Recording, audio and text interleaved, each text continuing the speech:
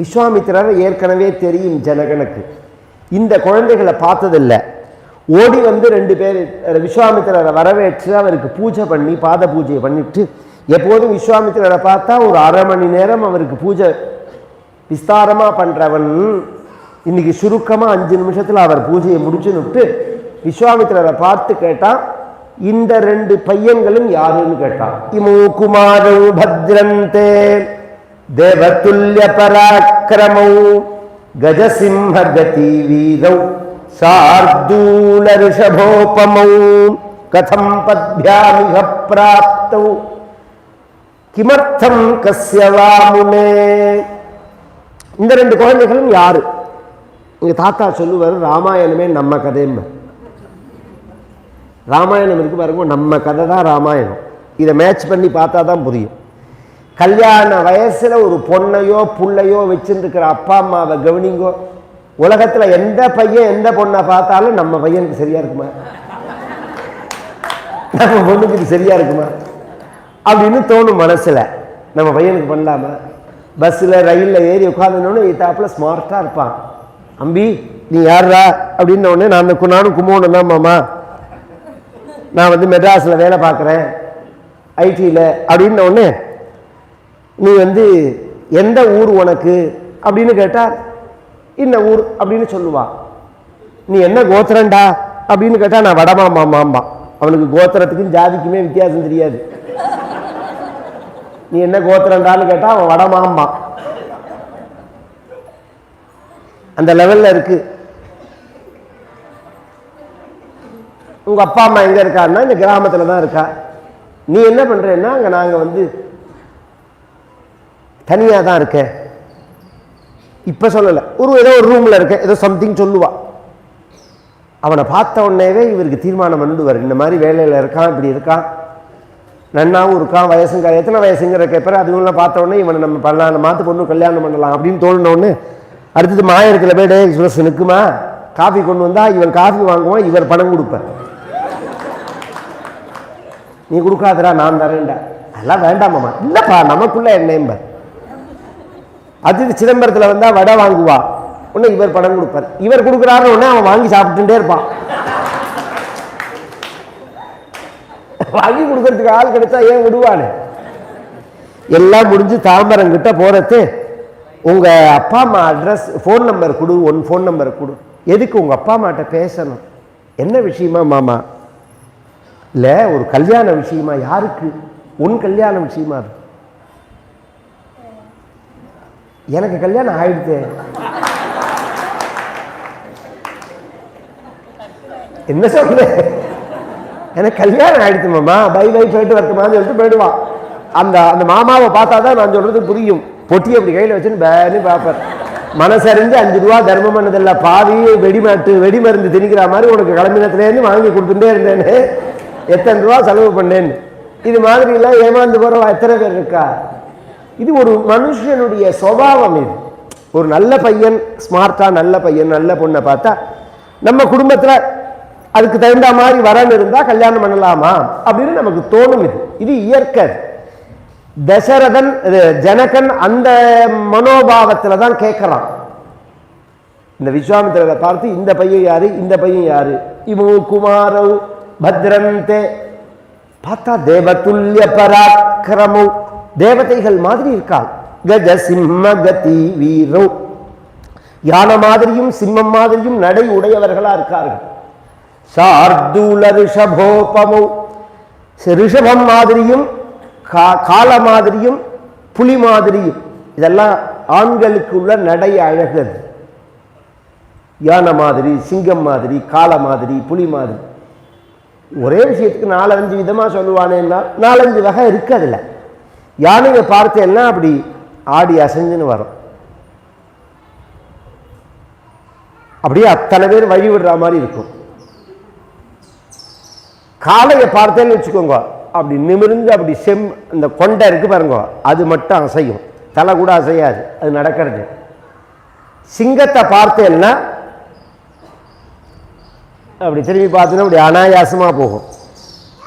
புளியை பார்த்தேன்னா அப்படி பாயறதுக்கு தயாரா இருக்கும், கால் வைக்கிற தேவை. இப்படி ஒவ்வொரு நடையிலையும் ஒவ்வொரு விசேஷம் இருக்கு. இது மாதிரி பெண்களுக்கும் இலக்கணத்தில் சொல்லப்பட்டிருக்கு. இன்னென்ன நடை, அன்ன நடை, மயில் நடை அப்படிலாம் சொல்லப்பட்டிருக்கு. இவர் அதுக்கு நிறைய அர்த்தங்கள் உண்டு, அதுக்குள்ள போகல விரும்பலைன்னா இதில் குறிப்பிட்டு மாற்றி மாற்றி சொல்றார். ராமருக்கு ஒன்று சொல்றார், லட்சுமணருக்கு ஒன்று சொல்றார். எல்லாத்துக்கும் மேல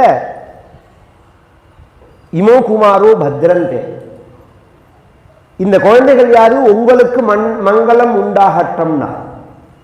பொதுவா ஆசீர்வாதம்ங்கிறது பெரியவர்கள் தான் சின்னவர்களுக்கு பண்ணுவார்கள். இங்க விஸ்வாமித்திரர் பெரியவரா ஜனகன் பெரியவரான்னா விஸ்வாமித்திரர் தான் பெரியவர். விஸ்வாமித்திரருக்கு இவ ஆசீர்வாதம் பண்றா. எப்படின்னா பிரார்த்தனை மாதிரி. மங்களாணி பல்லாண்டு பல்லாண்டு பல்லாயிரத்தாண்டு பல கோடி நூறாயிரம் மல்லாண்ட தின்தோல் மணிவண்ணா, பல்லாண்டு பல்லாண்டு பல்லாயிரத்தாண்டுன்னு பெருமாளுக்கே நாம் ஆசீர்வாதம் பண்றவன். அதுக்கு பிரார்த்தனைன்னு பேரு, மங்களாசாசனம்னு பேரு. அது மாதிரி இவன் பண்றான். எதுக்காக? இந்த குழந்தைகள் அழிச்சுன்னு வந்ததுக்காக. சந்தோஷப்பட்ட உடனே விஸ்வாமித்திரர் பார்த்தார், ஒருத்தர் பேசுற தேவை ரெண்டு விதம். ஒன்று புத்திசாலித்தனம், இன்னொன்று சாமர்த்தியம். ரெண்டும் சேர்ந்து ஒருத்தர்கிட்ட அமையாது. சில பேர் ரொம்ப மேதாவியா இருப்பால், சாமர்த்தியம் இருக்காது. சில பேர் ரொம்ப சாமர்த்தியமா இருப்பால், புத்திசாலித்தனம் இருக்காது. ஒரு விஷயத்தை புரிஞ்சுக்கிற புத்திசாலித்தனம் வேற, ஒரு மனுஷியால புரிஞ்சுக்கிற புத்திசாலித்தனம் வேற. ரெண்டுக்கும் வித்தியாசம் உண்டு. அது ரொம்ப அவசியம். அது ஜனகன் பேசும்போதே இவன் என்ன எண்ணத்துல கேட்கிறான்னு தெரிஞ்சுட்டான். தன் பொண்ணுக்கு கல்யாணம் பண்றதுக்காக இவன் கேட்கிறான். அப்ப எப்படி நாம சொல்லணும்? விஸ்வாமித்திரர் சொன்னார், இவர்கள் ரெண்டு பேரும் அயோத்தியாதிபதிகள், அயோத்திங்கிற நாட்டை சேர்ந்த அரசகுமாரர்கள், ராமலட்சுமணர்கள்னு பேரு. என்னோட யாகத்தை ரட்சிப்பதற்காக நான் தசரதன்ட்ட கேட்டு இவர்கள் அழிச்சுன்னு வந்தேன். என் யாகத்தை காப்பாற்றி கொடுத்தார்கள். அகல்லையும் கௌதமரையும் சேர்த்து வச்சார்கள். உன்னோட சிவதனுசு, சிவபெருமானுடைய வில்லு இருக்கே, அதை பார்க்க வந்திருக்கார்கள் அப்படின்னு சொல்றார். ராமாயணத்தை எடுத்து பார்த்தா தெரியும். இத்தனை கதை சொன்ன விஸ்வாமித்திரர் தாடகையை கொன்ன கதையை சொல்லல. ராமர் தாடகையை கொண்டு இருக்காரோன்னு முதல்ல ராமர் சண்டை போட்டதே தாடகையோட தான் அவர் வாழ்க்கையில. இப்ப நான் எத்தனை இடத்துல கதை சொன்னாலும் முதல்ல நான் எங்க சொன்னேங்கிறது எனக்கு மறக்குமா? அரங்கேற்றம்னு பேர் இருக்கு. அது எனக்கு மறக்கவே மறக்காது. அது மாதிரி ராமர் முதல்ல தாட்டகையோட தான் வதம் பண்ணியிருக்கார். அந்த இடத்தை விட்டுட்டு மற்ற இடத்தெல்லாம் சொல்றார். வாங்கோ,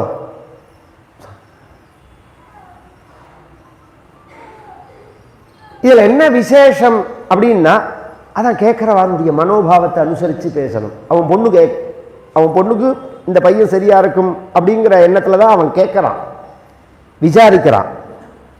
அப்ப நாம் நல்ல இம்ப்ரெஷன் வரா மாதிரி தான் அவனுக்கு பதில் சொல்லணும்.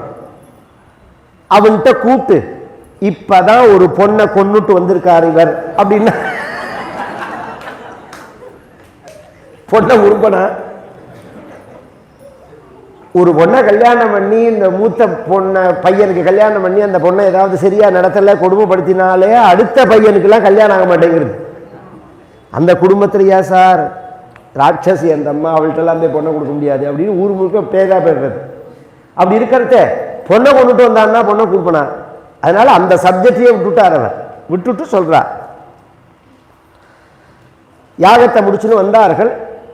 மிதிலா நகரத்துக்குள்ள வந்த உடனே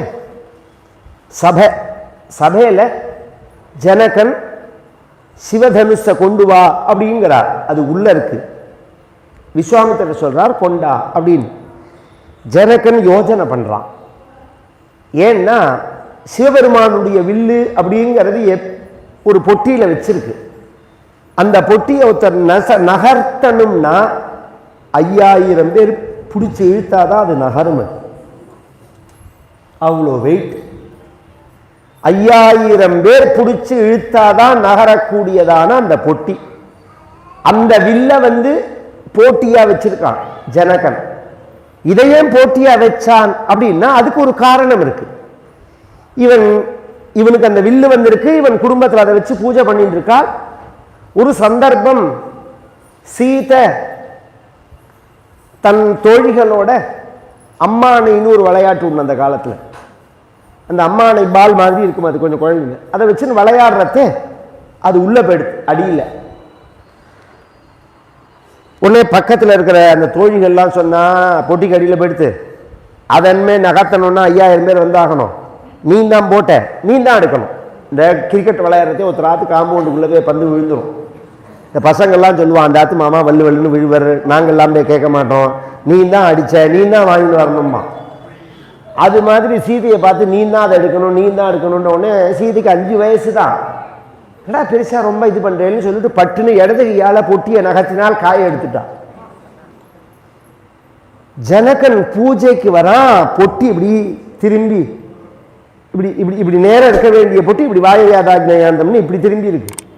புரியல அவனுக்கு, இதை யார் நகர்த்தினா அப்படின்னு கேட்டான். இந்த குடும்பத்தில் ஒரு சாமான காணும்னாலோ அல்லது இதை யார் இழுத்தா இதை யார் வச்சான்னு வீட்டில் கேட்டு பாருங்க, ஒருத்தர் பதில் சொல்ல மாட்டான். இதை யார் இங்கே வச்சா இல்லை இங்கே உள்ள சாமான யார் எடுத்தா அப்படின்னு கேட்டால் ஒருத்தர் பதில் சொல்ல மாட்டான். அது மாதிரி இதை யார் நகர்த்தினான்னா வாயை திறக்க மாட்டேங்கிறான். கடைசியில் சீதை சொன்னால் நான் தான் நகர்த்தினேன். எதுக்கு? கீழே அம்மானேங்கிற காய் எடுத்து அதுக்காக நகர்த்தினேன். எப்படி நகர்த்தினேன்? இப்படி இடத்துக்கு ஏழை பிடிச்சி இழுத்தேன். பயந்து விட்டான். 5000 பேர் பிடிச்சி இழுக்க வேண்டிய பொட்டிய 5 வயசு பொண்ணு இடது கையால அப்படி நகர்த்தினால்னா இவளுக்கு என்ன பலம் இருக்கும்? அப்ப இவளுக்கு தேடக்கூடிய அந்த பையன் இருக்கான் பாருங்க, கல்யாணம் பண்ணி வைக்க வேண்டிய பையனை இவளுக்கு சமானமான பலம் உள்ளவனா இருக்கணும். இல்லைன்னா இப்படி பிடிச்சி இழுத்து போட்டானா எங்கேயா போடுவான். அப்ப யார கல்யாணம் அவ்வளோ பலம் சத்திரிய பெண்ணுங்கிறதுனால. அதனால அந்த வில்லையே போட்டியா வச்சுட்டான். இந்த வில்லை தூக்கி யார் கற்றார்களோ அவர்களுக்கு தான் இந்த பொண்ணை கல்யாணம் பண்ணி கொடுப்பேன். இதுல ஒரு பிரச்சனை என்னன்னா, இதனாலதான் இப்படி நான் அந்த வில்ல போட்டியா வச்சேன்னு சொல்ல முடியல.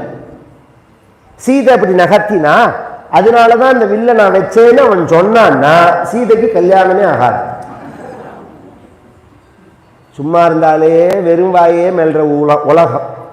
5 வயசு பொண்ணும் இடது கையால 5000 பேர் இழுக்க வேண்டிய பொட்டியை நகர்த்தினான்னு சொன்னா, சார் இதெல்லாம் நம்புற மாதிரி இருக்கா? உங்களுக்கு என்ன தோன்றது? எனக்கு ஒன்றும் தோணலையே சார். அந்த பொண்ணுக்குள்ள வேற ஏதோ ஆவி இருக்கு சார். பேய் பிசாசு இருக்கு, அதுதான் பிடிச்சி வைத்திருக்குன்றான் ஒரே வார்த்தையில. அப்புறம் கல்யாணமே ஆகாது.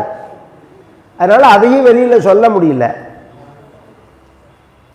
இப்ப ராமரையும் லட்சுமணரையும் கொண்டு இழுத்துட்டு விஸ்வாமித்திரன் அந்த பொட்டியை கொண்டார் அப்படின்னு உடனே ஜனகன் வருத்தப்பட்டான். இதை பேர் நம்ம போட்டியா வச்சுட்டோமே, இந்த குழந்தைகளை பார்த்தா அப்படியே தூக்கி கல்யாணம் பண்ணி கொடுக்கலாம் போல இருக்கு. இருந்தாலும் விஸ்வாமித்திரர் சொல்றாருங்கிறதுக்காக அந்த பொட்டியை இழுத்துன்னு வர சொன்னா, இழுத்துன்னு வந்தா அப்படி நடு மண்டபம் மாதிரி இருக்கு. இப்படி 2 ஓரத்துலையும் உட்கார்ந்துக்கணும் வரிசையா. அது மாதிரி ராஜாக்கள்லாம் உட்கார்ந்துருக்கார்கள். ஏற்கனவே ரொம்ப பேர் வந்து அந்த வில்லை தூக்கிறதுக்கெல்லாம் முடியாம பிரதட்சணம் பண்ணி நமஸ்காரம் பண்ணிட்டு போயிட்டான். இது நம்மளால முடியாது அப்படின்னு சொல்லிவிட்டு ராவணன் உள்பட அந்த வில்லை தூக்க முடியல.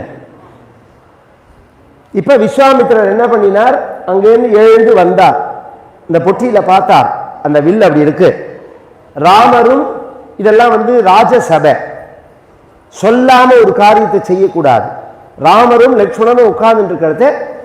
அவர்கள் ராமரை கூப்பிட்டு இந்த வில்ல எடுத்து கட்டு அப்படின்னு விஸ்வாமித்திரர் ராமர் இல்லை, இந்த சபைக்கு நாயகரா விஸ்வாமித்திரரை பண்ணிவிட்டான் ஜனகன். அதனால விஸ்வாமித்திரர் யாரை கூப்பிடுறாரோ அவர் தான் வரலாம் இந்த வில்லுக்கிட்ட.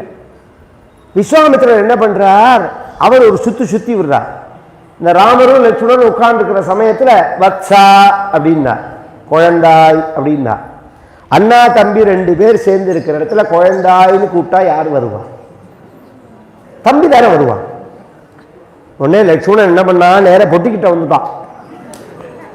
பொட்டிக்கிட்ட வந்து அந்த பொட்டியில் அப்படி கையை வச்சுன்னு விஸ்வாமித்திர பார்த்து, தாத்தா கூப்பிட்டேல அப்படின்னா. என்னடா அது, நம்ம கூப்பிட்டது ராமரை தானே, இவன் வந்துட்டானே, விட்டா இவன் எடுத்து வில்ல முடிச்சிருவான், கதையே மாறி போயிடும். அப்புறம் யாருக்கு கல்யாணம் நடக்கும்? இல்லடா உன்னை கூப்பிடலடா லட்சுமணா அப்படின்னு சொன்னா அது அவமானம். ஒரு சபையில வச்சு அவமானம். இப்பயே ஒரு பெரிய உற்சவம் நடக்கிறது, நடுப்புல 5 நிமிஷம் திரை போட்டு அலங்காரம் பண்றா. இங்க யாராவது ஒரு 10 நிமிஷம் பேசலாம், அந்த சமயத்துல உபன்யாசம் பண்ணலாம் அப்படின்னு சொல்றதே, நான் எழுந்துன்னு நான் வேணா நான் சொல்ல மாட்டேன் அப்படின்னா, ஒரு உதாரணத்துக்காக சொல்றேன், நான் எழுந்துன்னு நான் உபன்யாசம் பண்ணட்டமான்னு கேட்டா உங்களை இல்லைன்னு சொன்னான், அது அவமானம் இல்லையாது? அப்புறம் நான் நாண்டுன்னு சாக வேண்டாம். அந்த அந்த ஃபீல்டில் உள்ளவாளுக்கு தான் அது புரியும். அது சாதாரண மனுஷாளுக்கு பெரிய திறமசாலிகளை அவமானப்படுத்தினா அந்த அதுக்கப்புறம் பெரிய அவமரியாதையா இருக்கும் அது. அதனால லட்சுமணனை கூப்பிட்டு நீ இல்லைன்னு சொல்லிட்டா அவனுக்கு பெரிய அவமானம் அது. இன்னும் சொல்ல போனா ராமாயணத்துல எந்த இடத்துல ராமரையும் லட்சுமணனையும் வர்ணிக்கிற இடத்துல யாருக்கு பலம் கூடன்னு சொல்லும் போது லட்சுமணனுக்கு தான் பலம் கூட. ஜெயத்யதி பலோ ராமஹா லட்சுமணஸ்ச மகாபலஹா அப்படிங்கிறார் வால்மீகி. ராமனுக்கு பலம் கூடையா லட்சுமணனுக்கு பலம் கூடையா? லட்சுமணனுக்கு தான் பலம் கூட அப்படிங்கிறார் எல்லா இடத்துலையும். அதனால லட்சுமண சுவாமியை இல்லைன்னு சொல்லக்கூடாது, இருந்தாலும் அவன் வில்ல தொடக்கூடாது. என்ன பண்ணலாம்? அதுக்குதான் அந்த அந்த சாமர்த்தியமா மேனேஜ் பண்றதுன்னு பேர். என்ன பண்ணார்? ஆமா லட்சுமணா உன்னதான் கூப்பிட்டேனா, உன்னதான் கூப்பிட்டேன் ராமா அப்படின்னா. எதுக்கு தாத்தா அப்படின்னு கேட்டா, உங்க அண்ணா ராமர் எடுத்து கட்ட போற வில்ல நீ பாரு. உங்க அண்ணா ராமர் எடுத்து கட்ட போற வில்ல நீ பாரு. இங்கிதம்னு பேர் இருக்கு. அதுல என்ன அர்த்தம்னா நீ தொடக்கூடாதுன்னு அர்த்தம். இப்ப ஒருத்தர் வந்த உடனேவே கதையில, சார் நான் இங்க உட்கார போறேன், நீங்க எங்க உட்கார போறேன்னு கேட்டா இங்க உட்காரக்கூடாதுன்னு அர்த்தம். நீ எங்க வேணாலும் உட்கார்ந்துக்கோ, நான் உட்கார இடத்துல உட்காரக்கூடாதுன்னு அர்த்தம். அது மாதிரி உங்க அண்ணா ராமர் எடுத்து கட்ட போற வில்லைன்னா நீ தொடக்கூடாது. கணத்துல கை போட்டுன்னு வந்துட்டான். அடுத்தது இது சம்ஸ்கிருதத்தில் உள்ள விசேஷம். வத்சராம தனுப்பஸ்ய இதி ராகவம் அப்ரவீத் அப்படிங்கிற ஒரு சென்டென்ஸுக்கு இத்தனை அர்த்தம் சொல்றேன். வத்சா அப்படின்னு தனியா கூட்டத்துக்கு பதிலா வத்சராமா அப்படின்னா, குழந்தாய் ராமா அப்படின்னா.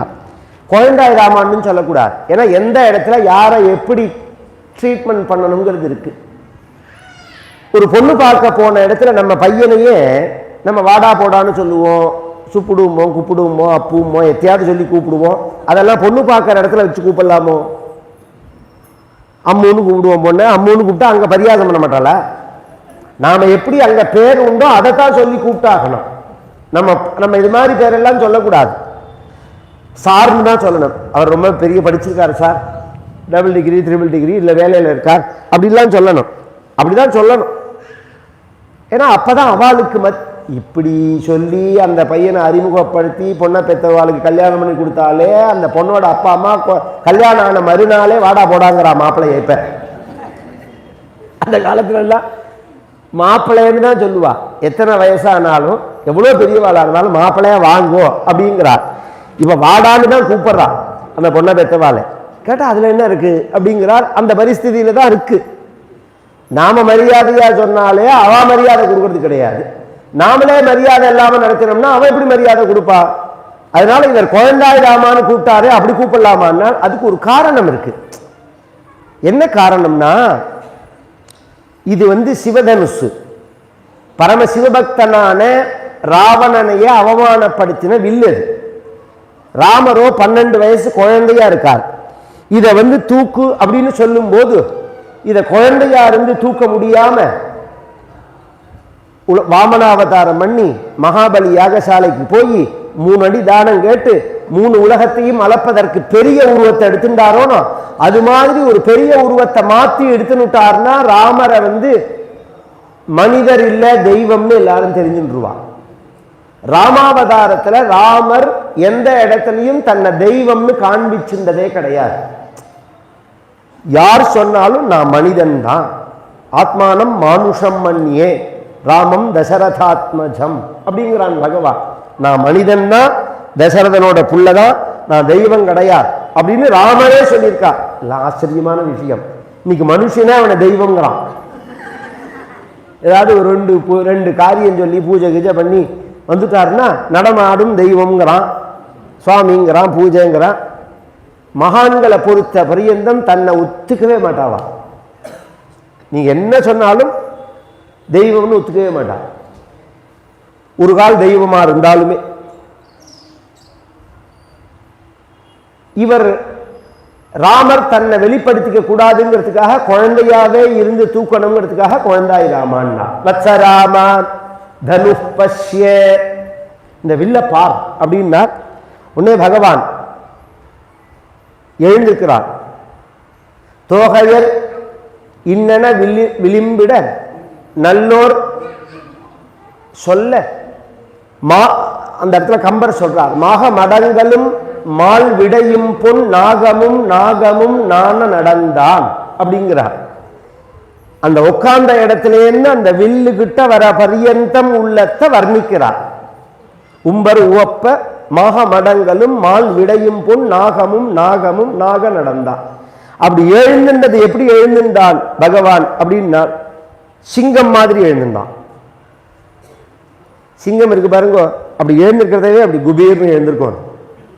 இந்த படுக்கையிலேருந்து எழுந்திருக்கிறதவே அப்படிதான் எழுந்திருக்கணும். இப்படி எழுந்து குப்புறக்கப்படுத்திக்கிறது, தலானியை கட்டின்னு படுத்துக்கிறது, இப்படி வச்சுக்கிறது, அப்படி வச்சுருந்தா அன்னைக்கு முழுக்க வெடியவே விடியாது. முழிப்பு வந்தா அடுத்த க்ஷணம் எழுந்துன்னு பல்ல தேய்ச்சிடணும். சோம்பலுக்கு இடமே கொடுக்கக்கூடாது. இது ஒரு நல்ல பழக்கம். அது முழிப்பு வந்து எழுந்திருக்கணும்னு தீர்மானம் பண்ணிவிட்டா முழிப்பு வந்தப்பறம் 1 மணி நேரம் படுத்துட்டு இருப்பான். அதெல்லாம் முன்னேற்றத்துக்கு தடை. வாழ்க்கையில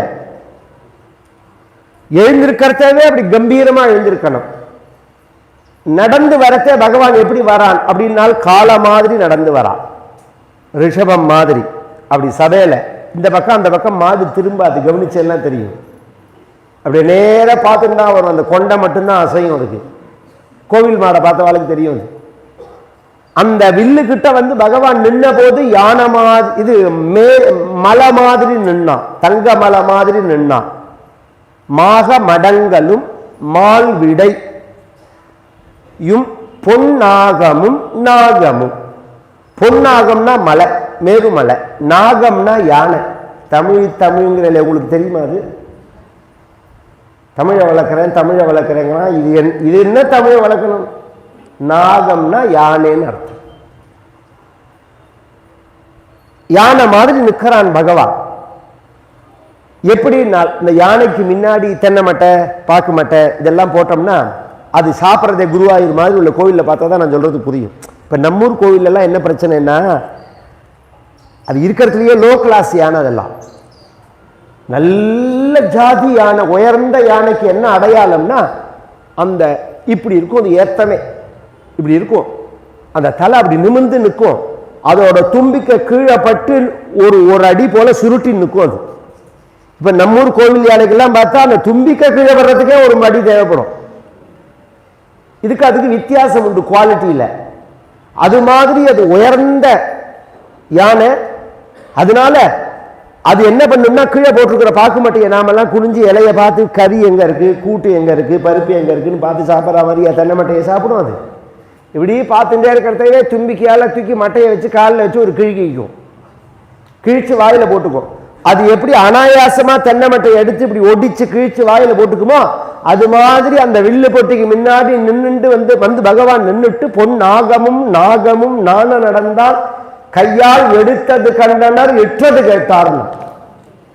அப்படி அந்த வில்ல எடுத்ததான் எல்லாரும் பார்த்தார்கள்.